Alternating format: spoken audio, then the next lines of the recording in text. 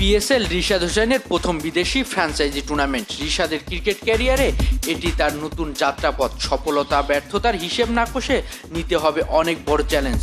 জাতীয় দল কিংবা ফ্র্যাঞ্চাইজি লিগ, লেগ স্পিনারদের সফলতা থেকে ব্যর্থতার গল্প তো অনেক। লাহোর কালান্দার্সের হয়ে খেলতে যাওয়া রিশাদ প্রথম ম্যাচে একাদশের সুযোগ না পেলেও পরের প্রতিটি ম্যাচে দেখিয়েছেন দারুণ কিছু ডেলিভারির ছোঁয়া।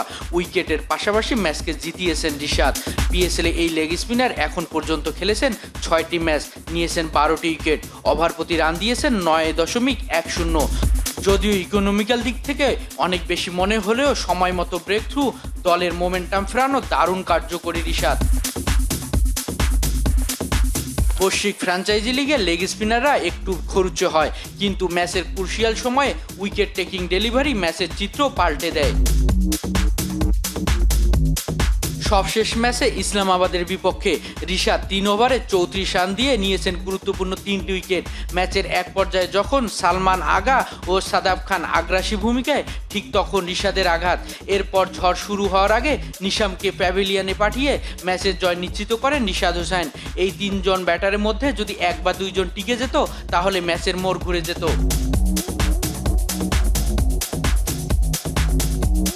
রিশাদের লাহোর কালান্দার্স ফাইনালে কোয়ালিফাই করেছে।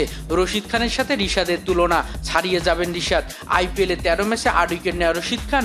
অপরদিকে রিশাদ হোসেন পিএসএল এর পারফরমেন্স কিন্তু রশিদ খানের থেকেও অনেকটা এগিয়ে। Shariful Islam, mid wicket.